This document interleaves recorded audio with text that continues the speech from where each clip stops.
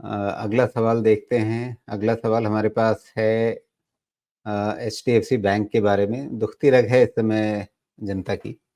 देशराज दीपक पूछ रहे हैं, शेयर रखे हुए हैं, मौजूदा भाव पे क्या करें? दीपक जी, अगर आपने साथ में बताया होता आपका खरीद भाव क्या है, किस भाव पर आपने ले रखे हैं, तो बेहतर होता। खैर, तो अभी एचडीएफसी बैंक जैसे आज मैं कह रहा था शुरुआती चर्चा में कि बैंकिंग सेक्टर में एक नया जोश दिखा है, डबल इंजन की सरकार। मतलब डबल इंजन से यहाँ मेरा मतलब प्राइवेट सेक्टर और पब्लिक सेक्टर, ये दोनों में आज जोश दिखा।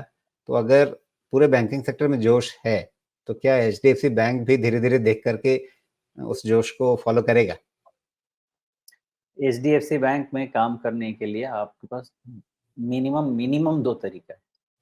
पहला तरीका तो ये है कि इ अ, ये क जब तक सेंटिमेंट टर्न नहीं हो फ़ेवरेबल, आप टोटली स्टे अवे कर दीजिए, बिल्कुल अवे रहिए।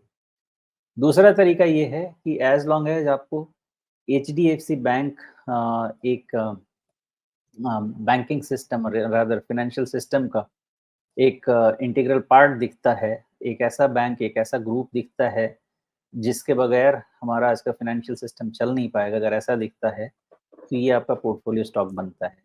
अभी इसमें अनसर्टेनिटी इसलिए है कि एचडीएफसी मर्ज होने के बाद आपको 4 क्वार्टर का रिज़ल्ट लगेगा, फिर आप इसकी स्ट्रेंथ या वीकनेस को बड़े अच्छे से समझ पाएँगे।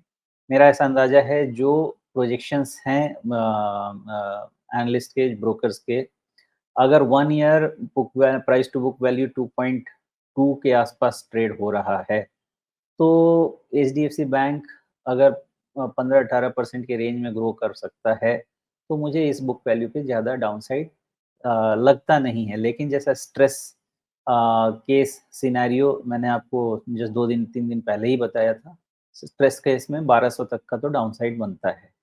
तो वो हो सकता है बिकॉज़ ये कम टोटली डिसोन्ड स्टॉक है, कोई इसको अभी लेना ही नहीं चाहता है। एक समय तो ब्लू आइड बॉय था, आज की तारीख में कोई लेना नहीं चाहता है। तो जब तक ये कंप्लीट लाइट नहीं हो जाए, लोग इसमें से ओवर ओन जो है सिचुएशन वो कम नहीं हो जाए, तब तक इसको ऊपर चलने में दिक्कत होगी। कहीं भी चलेगा तो लोग निकलेंगे एंड देयरफॉर आप शॉर्ट टर्म में इससे किसी भी तरह की कोई उम्मीद नहीं रखेंगे।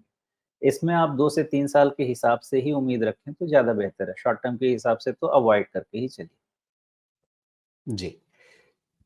तो फिलहाल अभी एचडीएफसी बैंक, अगर आपको लगता है कि आप लंबे समय तक इंतज़ार कर सकते हैं, तो फिर आप इसमें बने रहें।